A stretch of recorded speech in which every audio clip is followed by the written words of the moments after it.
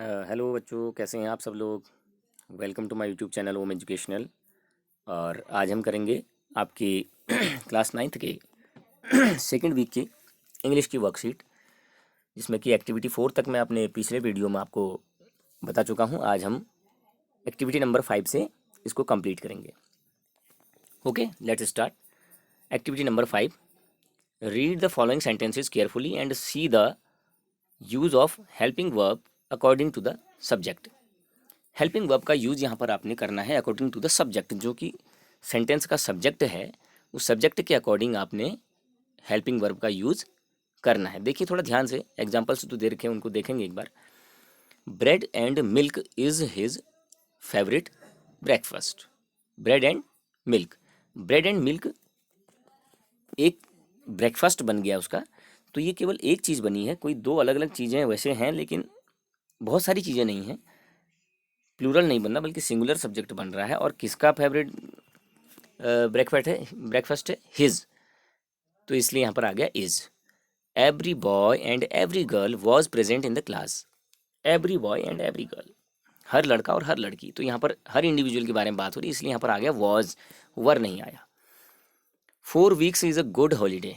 4 weeks is a good holiday, एक छुट्टी की बात हो रही है। तो छुट्टी जो है एक प्रकार की छुट्टी है, चाहे वो दिन कितने भी हैं उसके। तो यहाँ पे अगर 4 वीक्स एक साथ भी लिखा हुआ है तो ये 4 weeks are a good holiday नहीं होता, क्योंकि हॉलीडे की बात हो रही है। छुट्टी एक ही है, भले ही उसमें दिन एक हफ्ते के हैं या 4 हफ्ते के हैं। तो इसलिए is a good holiday is आया है। Economics is a useful subject, ये तो सिंपल सेंटेंस है। इकोनॉमिक्स के बारे में बात हो रही है। Economics is a simple subject, और इकोनॉमिक्स यहाँ पर एस लगा हुआ है, लेकिन इकोनॉमिक्स एक सब्जेक्ट का नाम है, ना कि ये कोई प्लूरल है। तो एस लगने से यहाँ पर कंफ्यूज मत होइएगा। राम और his brothers have done it. अब यहाँ पर देखिए, या तो राम ने या फिर उसके भाइयों ने ये किया है। तो यहाँ पर हिज ब्रदर्स जो लास्ट में आया है, जो सब्जेक्ट, उसी के अकॉर्डिंग यहाँ पे चेंज जो हेल्पिंग वर्ब होती है वो लगती है। ये इसका रूल है। तो राम और his brothers have done it, तो इसलिए यहाँ पर हैव आ गया, हैज़ नहीं आया। अब हम आगे चलते हैं। Now fill in the blanks with the correct forms of the verb. Number 1, either you और he। either you और he, ध्यान से समझिएगा। आइदर यू और ही। अब यहाँ पे पीछे क्या आ रहा है? ही, और बीच में आया है और। तो और वाले सेंटेंस में पीछे अगर जो भी सब्जेक्ट आता है, उसी के अकॉर्डिंग उसकी हेल्पिंग वर्ब हम लगाते हैं। तो यहाँ पे ही आया तो ही के साथ आ जाएगा हैज़, यहाँ पर हैव नहीं आएगा। तो आइदर यू और he has done it, has आएगा। All that glitters are not gold. All that glitters are not gold. The quality of the pens, the quality of the pens, किसकी quality? The pens की quality. और क्या चीज़? Quality की बात हो रही है। यहाँ पर सब्जेक्ट है क्वालिटी, पेन्स नहीं।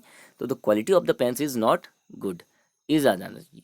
Slow and steady wins the race. Slow and steady wins the race. 5000 rupees is a good sum, ये ऑलरेडी वहीं से फिलअप होकर के आया हुआ है। The cattle are grazing in the field. The cattle के साथ इज नहीं लगता, क्योंकि कैटल अपने आप में प्लूरल है। तो cattle are grazing in the field. Every boy and every girl, every boy and every girl has to join school. यहाँ पे क्या आ जाएगा? हैज़, हैव नहीं आएगा। Has to join the school. One of the thieves was caught. One of the thieves was caught, तो यहाँ पर आएगा was. There are 60 boys in the class, यहाँ पे आर आ जाएगा। There is no boy in the class, यहाँ पर आ जाएगा इज़, क्योंकि यहाँ पर किसी एक भी बच्चा नहीं है ये बोला जा रहा है। तो there is no boy in the class, या there is no body in the class.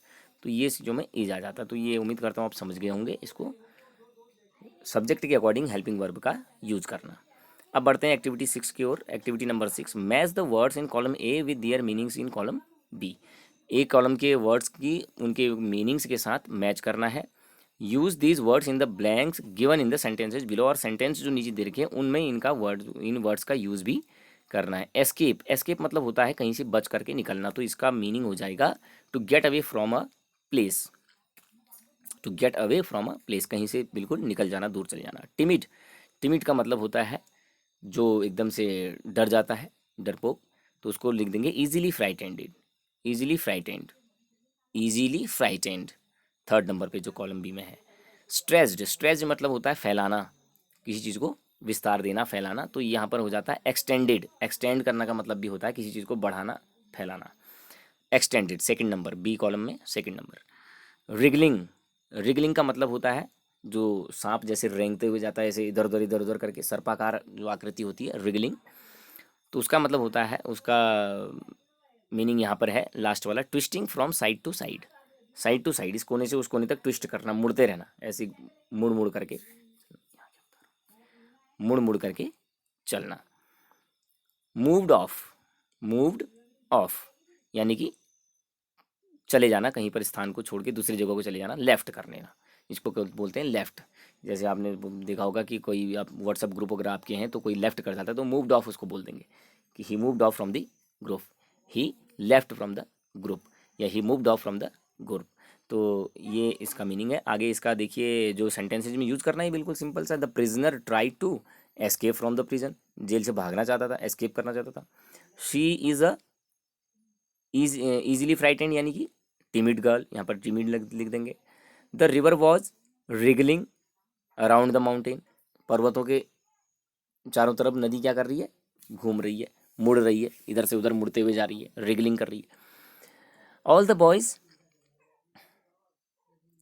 Moved off to field with lot of noise from the classes, तो क्लास से सारे बच्चे जो है फील्ड की ओर सारा हल्ला गुल्ला मचाते हुए क्या कर गए, मूव्ड ऑफ कर गए, यानी कि चले गए। The birdie stressed its wings to fly, चिड़िया ने क्या किया, अपने पंख फैलाए उड़ने के लिए। तो ये आपका एक्टिविटी नंबर 6। अब बढ़ते हैं एक्टिविटी नंबर 7 की ओर। इसमें आपको एक पैसेज दिया हुआ है, ये पैसेज आपके बुक से ही है। द फन दे हैड जो आपका चैप्टर है, फर्स्ट चैप्टर, उसी से ये लिया गया है। तो इसको आप पढ़ेंगे और उसके पढ़ने के बाद इसके अकॉर्डिंगली क्वेश्चंस जो दिए हुए हैं उसके आंसर्स आपको देने हैं। Margie even wrote about it that night in her diary. On the page headed 17 May 2157, she wrote, "Today Tommy found a real book. It was a very old book. Margie's grandfather once said that when he was a little boy, his grandfather told him that there was a time when all stories were printed on paper.